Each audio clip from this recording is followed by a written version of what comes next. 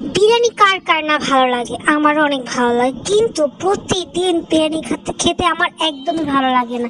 এখন অনেকেই আমাকে প্রশ্ন করবে হঠাৎ আমি বিরিয়ানির কথা কেন বলছি। আমি হঠাৎ বিরিয়ানির কথা এই জন্য বলছি কারণ আজকে আমি বিরিয়ানি বানাবো। সম্ভবত আমি বিরিয়ানি বানাবো না, আমি আর আমার আম্মু মিলে বিরিয়ানি বানাবে। আমাদের ঘরে যখন কোনো রান্না বান্না হয় বা কোনো কাজ হয় সবসময় আমি আর আমার আম্মু মিলে করি। হয়তো আমার আম্মু রান্না করে আর না হয় আমি কুটাকাটি করি, আর না হয় আমার আম্মু কুটাকাটি করে আমি রান্না করি। বেশিরভাগ সময় দেখা যাচ্ছে আমার ভাগে কুটাকাটিটা পড়ে। আমার আম্মুর ভাষ্য মতে আমি অনেক ভালো কাটাকাটি করতে পারি। যাই হোক, তো আমি এখন পেঁয়াজ কাটছি। আমার হচ্ছে পেঁয়াজ কাটার ক্ষেত্রে কিছু কিছু সমস্যা আছে।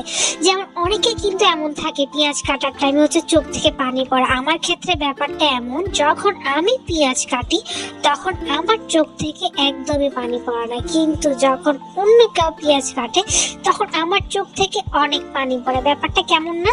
যাই হোক, তো আমি হচ্ছে সাধারণত ছোটবেলা থেকে ছুরিতে অভ্যস্ত। আমি হচ্ছে কখনো বটি দিয়ে কোনো কিছু কাটাকাটি করি, আর আমি বটি দিয়ে কাটাকাটি করতেও পারি না। সো আমি ছুরি দিয়ে হচ্ছে ছোটবেলা থেকে কাটার কারণে আমি দেখা যাচ্ছে খুবই তাড়াতাড়ি, খুব কম সময়ের মধ্যে আমি অনেক কিছু ছুরি দিয়ে কেটে ফেলতে পারি। আর হ্যাঁ, আমার আম্মু কিন্তু বটি দিয়ে কাটাকাটি করে। এখন সবাই ভাববে তাহলে আমি ছুরি দিয়ে কাটাকাটি কার কাছ থেকে শিখেছি? আমার বাবার কাছ থেকে। আমার বাবাকে ছোটবেলা থেকে দেখেছি ছুরি দিয়ে কাটাকাটি করতে। তো দেখা যাচ্ছে ওই দেখতে দেখতে আমি নিজেও চেষ্টা করেছি অনেকবার, তো দেখা যাচ্ছে এখন আমি নিজেও খুব সুন্দর করে ছুরি দিয়ে কাটাকাটি করতে পারি। তো যাই হোক, পেঁয়াজ যেহেতু বিরিয়ানি রান্না হবে, পেঁয়াজ কিন্তু অনেক লাগে বিরিয়ানিতে, তাই না?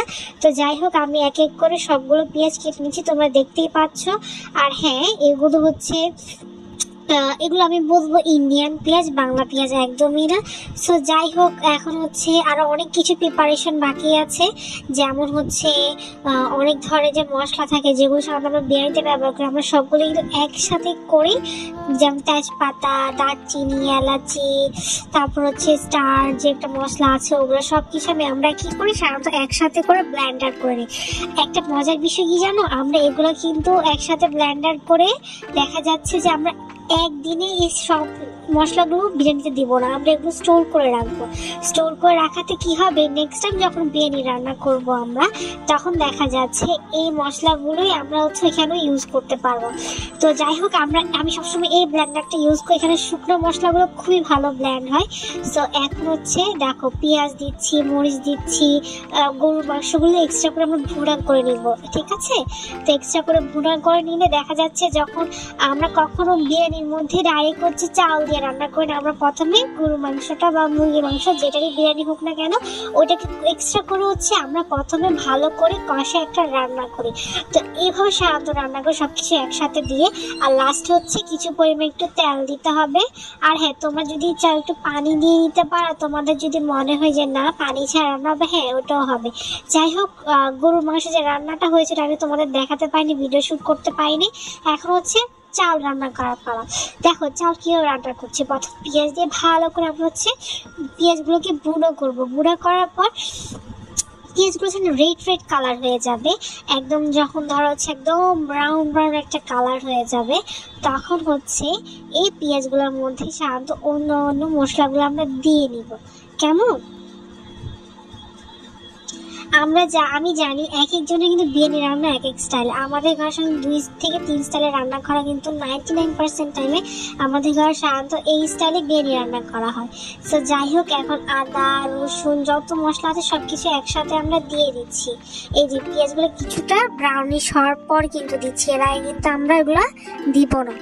যাই হোক, সব মশলাগুলো আমরা আরেকবার করে দিয়ে নিচ্ছি চালের মধ্যে। এখন এগুলোকে ভালো করে নাড়াচাড়া দিয়ে বুড়া করে নিতে হবে একদম একটা। এই যে যখন এই কালারটা আছে, তখন কি করবো, আমরা রাইস গুলো দিয়ে দিব। এখন রাইস সব ভালো করে আমরা এগুলোকে রান্না করবো কিছুক্ষণ। এখন চাল যতটুকু, ঠিক তার ডাবল পরিমাণে কি হবে, পানি হবে। যেমন 2 কাপ এখানে চাল ছিল, তাই এখানে 2 কাপ গরম পানি দেওয়া আছে। আমরা কিন্তু এখানে গরম পানি দিয়েছি, ঠান্ডা পানি কিন্তু দিইনি। এরপরে এখানে আমরা ভুনা মাংসগুলো দিয়ে দিব। ভুনা মাংস যে রান্না হয়েছে ওটা ভিডিও আমি তোমাদের কাছে শেয়ার করতে পারিনি, তখন হচ্ছে ভিডিওটা আমি আসলে শ্যুট করার কথাটা একদম মাথা থেকে বের হয়ে গিয়েছিল। এখন আসি বিরিয়ানির কথা। হ্যাঁ, আমার কিন্তু প্রতিদিন বিরিয়ানি খেতে একদম ভালো লাগে না, দেখা যাচ্ছে সপ্তাহে একদিন বিরিয়ানি খেতে আমার খুব ইচ্ছে করে, তা হচ্ছে দুপুরে না হয় রাত, আমি আবার দুই বেলা বিরিয়ানি খেতে পারি না।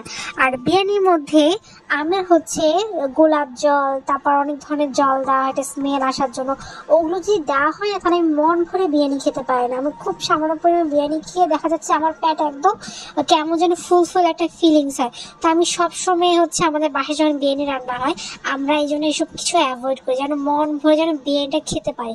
সো আমি আজকে তোমাদের যে রেসিপিটা দেখিয়েছি তোমরা অবশ্যই ট্রাই করবে, আর রেসিপিটা কেমন হয়েছে অবশ্যই আমাকে জানাবে। আমার কাছে তো অনেক মজা লাগছে, স্বাভাবিক ব্যাপার, আমার মায়ের হাতে বিরিয়ানি মজা তো আমার লাগবেই। সো আজকের জন্য এতটুকুই।